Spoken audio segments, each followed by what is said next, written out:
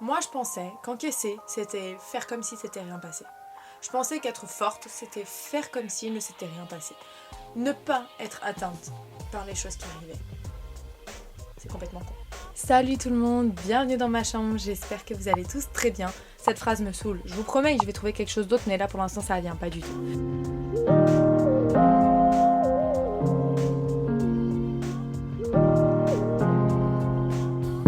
Alors nous sommes officiellement en 2022 et certains diraient Dieu merci parce que 2021, qu'est-ce que c'était long et qu'est-ce que c'était horrible. Je sais pas pour vous, mais en tout cas pour moi c'était horrible. Bref, le titre de cette vidéo c'est Je ne prends pas de bonnes résolutions pour 2022 et je vais tout simplement vous expliquer pourquoi. C'est marrant parce que l'année 2021, j'ai eu l'impression qu'elle est passée à une vitesse folle, mais en même temps, elle a été longue, mais longue. Genre, j'ai cru qu'elle allait jamais se terminer. Nous voilà donc dans une nouvelle année, et comme vous le savez, nouvelle année veut dire nouvelle résolution, veut dire changement. C'est le moment de faire une introspection, de voir qu'est-ce qu'on a accompli, qu'est-ce qu'on n'a pas accompli, où est-ce qu'on pourrait faire des efforts, etc. C'est ce que veut justement cette nouvelle année. Moi, je suis quelqu'un qui est toujours en train de réfléchir. Je me suis questionnée sur cette fameuse habitude que l'on a de prendre un nouveau départ au 1er janvier de chaque nouvelle année. Je me dis que très souvent, quand on vient de finir ces 365 jours, le fait de se dire que c'est un nouveau départ, il y a certaines personnes pour qui c'est un soulagement, c'est un moyen de se dire que voilà, tout ce qui est derrière est passé, c'est fini, on repart sur de nouvelles bases, un changement. C'est le moment de tout effacer et de tout recommencer. On fait une très longue to-do list avec toutes les choses qu'on aimerait accomplir et on se jure de s'y tenir. J'ai envie de parler un petit peu de cette fâcheuse habitude que l'on a de vouloir prendre de bonnes résolutions. Mais je vais prendre mon exemple à moi tout simplement parce que tout le monde n'est pas comme moi, donc je vais parler encore de moi. Oui, je suis narcissique. Bon, déjà, je vous explique, je suis accroupie. Genre, je pouvais pas me mettre une chaise. Vous voyez, ça c'est mon problème, je suis toujours trop pressée. Vous m'excuserez, je sens que je suis surexcitée, donc je vais me calmer et mettre ma voix un petit peu plus posée. Donc cette année, j'ai décidé de ne pas prendre de bonnes résolutions. Parce que cette année, j'ai été très exigeante avec moi-même. J'ai même été parfois méchante. Faut dire que je me suis fixé des objectifs tous les mois, même pas tous les mois, toutes les semaines, tous les jours. Attendez. J'ai vraiment des listes d'objectifs tous les jours. Vous voyez, tous les jours, Voilà, tous les jours, j'ai des listes de ce que je dois faire. Mais quand je vous dis c'est abusé, genre c'est par heure. Limite, je découpais ça par heure. Je suis folle. J'ai fait beaucoup de listes. La meuf des objectifs, je pense que vous... C'est moi, clairement. Mais attention, la meuf des objectifs non accomplis. Parce que c'est ça le problème. J'ai envie d'en parler parce que j'avais une organisation qui était vraiment tirée à quatre épingles.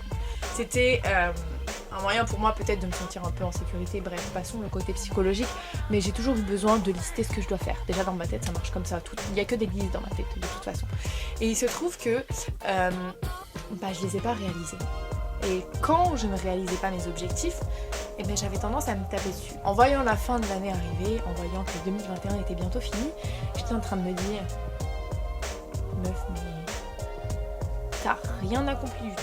Bon, alors ça c'est moi, c'est mon exigence envers moi-même et comme je l'ai dit, je suis parfois méchante. En voyant la fin d'année arriver et toutes les choses que je n'avais pas accomplies ou que je devais accomplir ou que je voulais accomplir, je me suis dit, tu vas te rajouter une pression en plus qui franchement n'est pas forcément nécessaire. Vous savez, le fait que minuit ait sonné, ça m'a pas forcément aidé encore à digérer tout ce qui est arrivé en 2021. Et donc, j'ai l'impression, ce n'est que la mienne évidemment, que lorsqu'il arrive une nouvelle année, les gens sont pressés d'effacer. Sont pressés d'oublier, sont pressés comme si l'idée d'avoir vu minuit affiché sur l'horloge faisait que tout avait changé d'un coup et qu'on devait tout de suite passer à autre chose. C'est cette injonction de passer à autre chose, de au revoir 2021, bonjour 2022, qui me dérange un petit peu.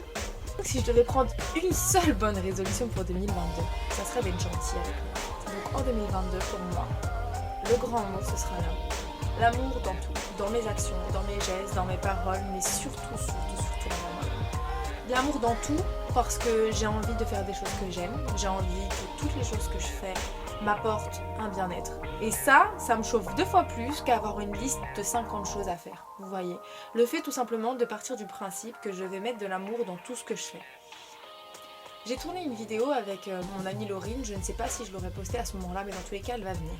Et on a fait un point un petit peu sur justement notre année 2021. On a suivi les questions, des petites questions un peu bateau sur quel était ton meilleur souvenir, etc. Et donc on en est venu à ce qu'on avait retenu de cette année. Et c'est marrant parce qu'on a eu exactement la même chose toutes les deux sous deux façons différentes. Elle a dit j'ai appris à lâcher prise et moi j'ai dit j'apprends à accepter.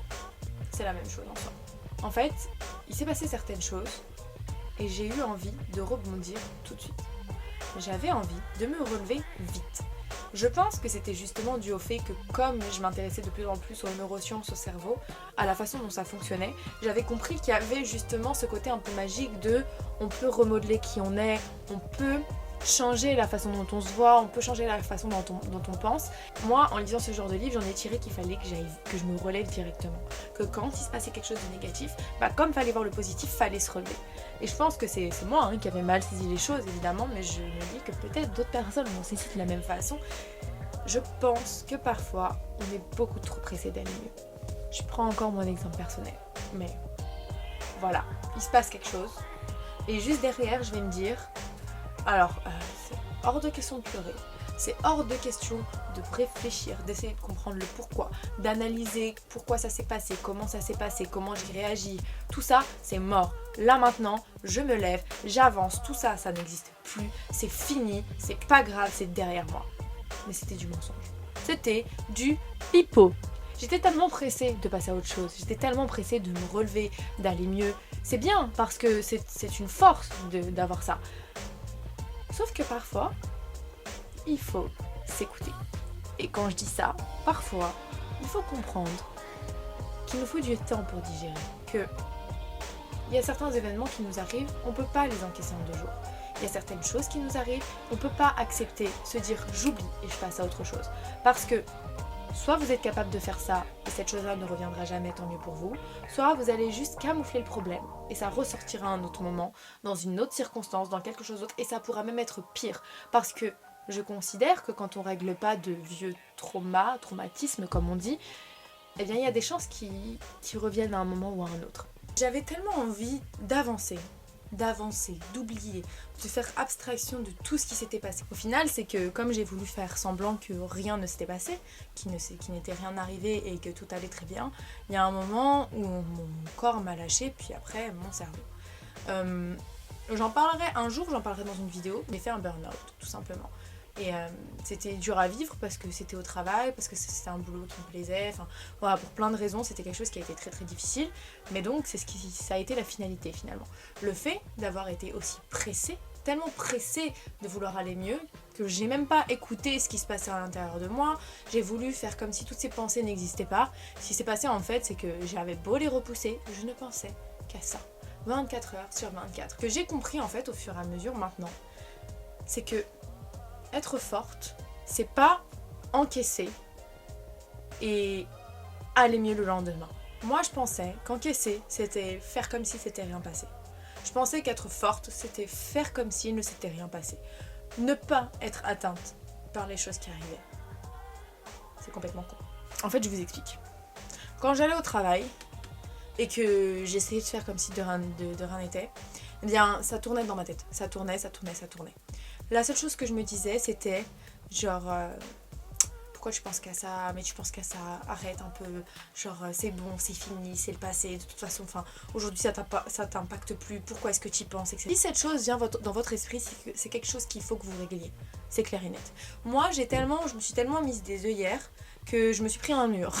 Et en fait, aujourd'hui j'ai compris ce que ça voulait dire accepter. Accepter, ça veut dire accepter que oui, il y a des moments où on est mal, il y a des moments où on est triste, il y a des moments où on n'a plus envie, il y a des moments où on ne peut plus. Et c'est ça que je voulais dire. Arrêtez de vouloir tout contrôler. Arrêtez de vouloir absolument se relever tout de suite, maintenant, en un claquement de doigts. J'ai été trop pressée, je me disais, hey, c'est bon, genre, c'était déjà trop douloureux, donc maintenant, j'ai pas envie de vivre avec cette douleur, je veux qu'elle disparaisse, je continue et j'avance. Cette douleur, elle était quand même là.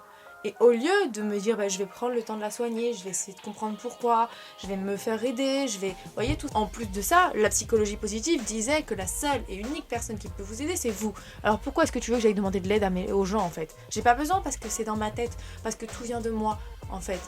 Et c'est là que je vous dis que la psychologie positive, ça peut être toxique parce que malheureusement, il faut pas négliger la santé mentale. Il faut pas négliger les choses qui nous arrivent. Moi, je sais qu'il y a des gens autour de moi, parfois, qui se sentaient pas bien et qui me disaient « Ouais, mais comparé à toi, je peux pas me plaindre. » Mais non, en fait, mec, genre complètement que non, en fait.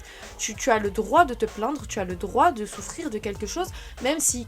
apparemment, pour toi, c'est minime par rapport à moi. Déjà, il n'y a pas de seuil de douleur pour être légitime, pour dire qu'on se sent mal. Si vous vous sentez mal, vous avez le droit de dire que vous vous sentez mal.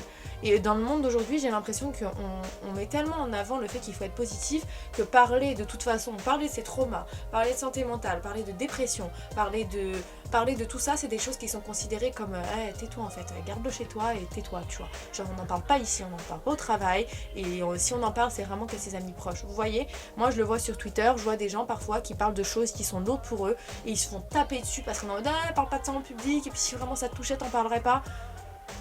C'est le meilleur moyen de rendre les gens encore plus mal que de leur dire c'est tes problèmes, ferme-la, en fait. Et moi, ça, je trouve ça trop dommage. C'est pour ça que, désolée si je suis partie trop loin dans cette vidéo, à la base je me parlais des bonnes résolutions, mais ça fait quand même partie du truc. Prendre le temps de vivre les choses qui nous arrivent. On est trop pressé dans la vie de tous les jours déjà de base, mais on est souvent trop pressé de guérir. Quand on souffre, on est pressé que la douleur disparaisse, c'est normal. Mais parfois, elle est là pour une raison, et la vivre, c'est pas forcément se morfondre, c'est pas forcément se laisser aller. Parfois, vivre cette douleur, c'est l'accepter, c'est apprendre à comprendre pourquoi. Parfois, il faut le vivre. Alors, en effet, quand on a une rupture, quand on perd quelqu'un, quand on perd un boulot, on n'a pas envie de se plonger dans la douleur, on n'a pas envie de revivre la chose. Mais il y a certaines choses parfois qui méritent d'être introspectées, qui méritent d'être réfléchies, qui méritent d'être vécues, parce que c'est ça être humain, on doit tout vivre, on peut pas choisir que voilà, certaines choses on décide de les faire disparaître comme ça n'existe pas. Et moi j'ai l'impression que voilà, quand arrive 2022, tout le monde est pressé de dire au revoir et ciao et c'est fini. Je sais pas si c'est toujours la bonne solution. Je pense que parfois, moi je sais que j'ai pas terminé avec mes traumas de 2021. Je dois encore les finir. Je suis pressée, je suis très pressée de guérir. Et d'ailleurs, j'ai même envie de dire je suis guérie. J'ai envie de le dire parce que je me sens beaucoup moins mal qu'avant. Mais j'ai pas envie de retomber dans ce piège d'être trop pressée, d'aller mieux, de vouloir tout de suite me lancer dans quelque chose de nouveau. Rebondir c'est bien, prendre le temps de rebondir c'est mieux. Franchement, vous ne pensez pas que je devrais être genre guide spirituel ou quoi? Oh, la déguisance. Moi, ça m'a fait du bien d'en parler. J'étais un peu excitée, j'avais dit que j'allais poser ma voix et tout. Je suis désolée. J'ai tourné une autre vidéo avant, donc là je suis une pile électrique et je pense que je vais plus m'arrêter. Je pourrais encore parler pendant des heures de ce genre de choses. La seule chose que j'ai envie de dire, je pense en point final déjà, c'est que encore une fois, soyez indulgents avec vous-même. 2022 ne veut pas dire que vous devez effacer tout ce qui est arrivé en 2021. Ne soyez pas trop pressés. Apprenez à vivre les choses. Apprenez à faire des introspection. Apprenez à tirer tout simplement même des leçons de vos erreurs, des choses que vous avez pu faire, que vous avez pu dire, tout simplement.